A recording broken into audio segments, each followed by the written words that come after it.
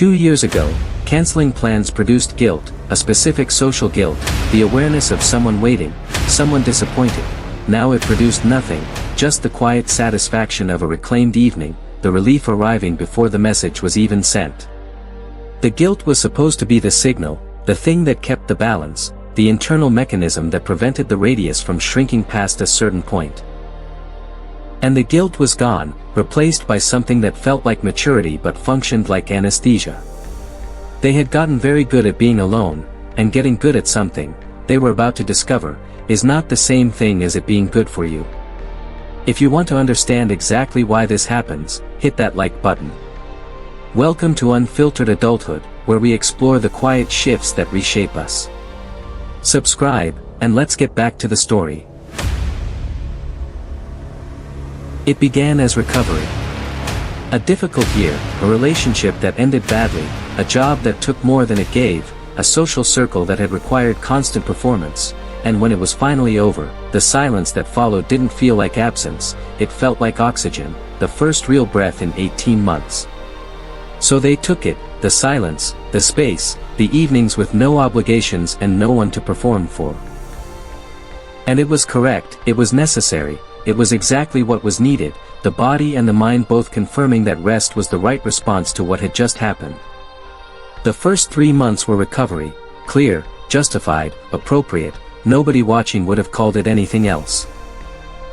The problem was the 4th month, and the 5th, and the quiet way that recovery extended itself past the point of necessity without announcing the transition, without a visible moment where restoration became avoidance, where rest became the goal rather than the means. 17 declined invitations across 6 months, each one individual, each one carrying its own specific justification, tired that week, not feeling social, needed time to recharge, another time. And each justification was true, which made the pattern underneath it invisible, because true reasons for individual decisions can still add up to a false conclusion about an overall direction. The social battery had always required recharging, that was real, that was structural, that was just how they were wired. But the recharge time had been 48 hours once, and now it was indefinite, now it was ongoing, now the battery was always described as low regardless of how long it had been resting, because the battery wasn't actually the issue anymore.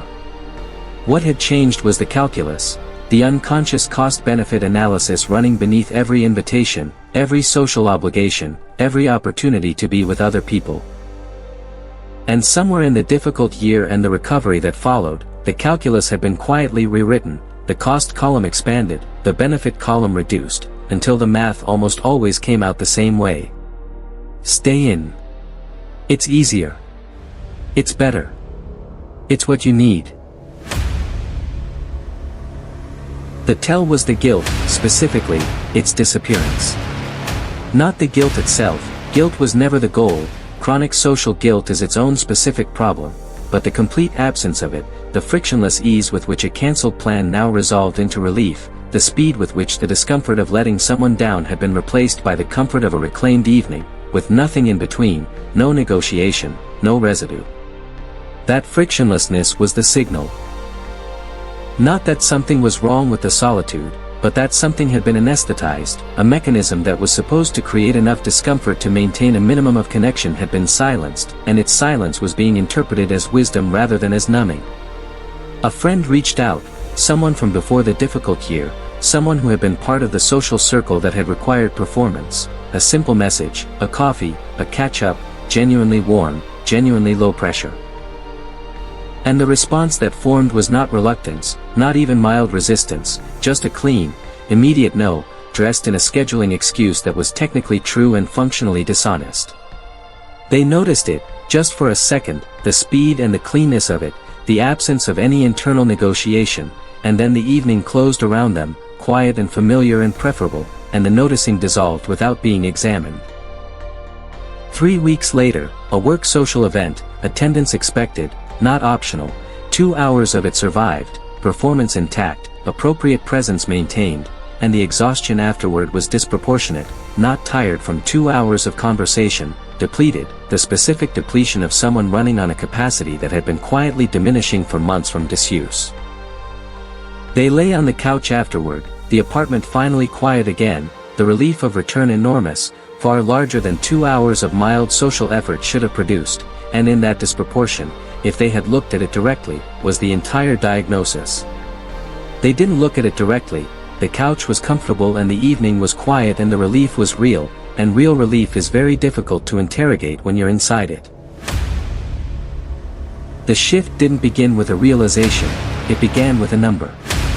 A slow Sunday, nothing planned, the apartment doing what it always did now, holding them comfortably, requiring nothing, and a thought arriving without invitation.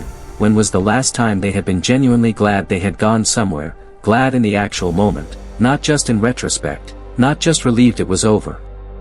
The calculation took longer than it should have. 6 weeks, maybe 7, a dinner they almost cancelled, a moment mid-conversation where something real had been exchanged, genuine, unperformed, the kind of contact that the apartment, for all its comfort, was structurally incapable of providing. 6 weeks between moments of genuine connection, not loneliness, not suffering, not anything that would have been visible from the outside. Just a quiet, measurable absence of something specific, something that required another person to produce, something that no amount of comfortable solitude could substitute for. They went to the coffee, the one the friend had suggested 3 weeks prior, the one that had been declined with a scheduling excuse, rescheduled, accepted, slightly effortful to follow through on. And the conversation was ordinary, warm, unhurried, nothing dramatic, just two people sitting across from each other with no performance required, the kind of contact that had once been the baseline of a week and had gradually become rare enough to notice. The drive home was different from the drive home after the work event, not depleted, not relieved it was over, just normally tired, the ordinary tired of a used afternoon, the kind that doesn't require recovery so much as sleep. That difference was the data, small, undramatic, but precise, the difference between a capacity that had atrophied from disuse and a capacity that simply needed a different kind of input than the one being provided. This is not a story about becoming social. The apartment is still the first choice, the quiet evening still preferable to most alternatives, the social battery still real and still requiring genuine management. None of that changed, none of that needed to change, the architecture of how they were wired remained exactly as it had always been. What changed was the awareness of the difference between chosen solitude and defaulted isolation. Between the silence that restores and the silence that replaces, between the alone that is selected from a full range of options and the alone that has quietly become the only option because the range has been allowed to collapse. The radius expanded, not dramatically, not back to what it had been before the difficult year, not to a size that required performance or continuous social effort. Just to a size that included enough genuine contact to keep the capacity from atrophying further, enough real connection to make the solitude that surrounded it chosen rather than compelled. Some weeks the calculus still comes out the same way, stay in, it's easier, and some of those weeks that is the correct answer, rest is still real and solitude is still necessary and not every invitation requires acceptance. The difference is the awareness of what's running underneath the calculation, the ability to distinguish between the tiredness that genuinely needs rest and the avoidance that has learned to present itself as tiredness, between the preference that is freely chosen and the preference that has been quietly installed by a comfort that has been allowed to run without examination for too long. The guilt didn't return, that wasn't the goal, chronic guilt is not a healthy signal. But something else returned in its place, a small friction, a minor but present awareness that another person is waiting and that their waiting matters and that the ease of staying in is not, by itself, sufficient justification for always doing so. The strange comfort of being alone too much is that it never feels like too much, until you try to find your way back and realize how far you've drifted.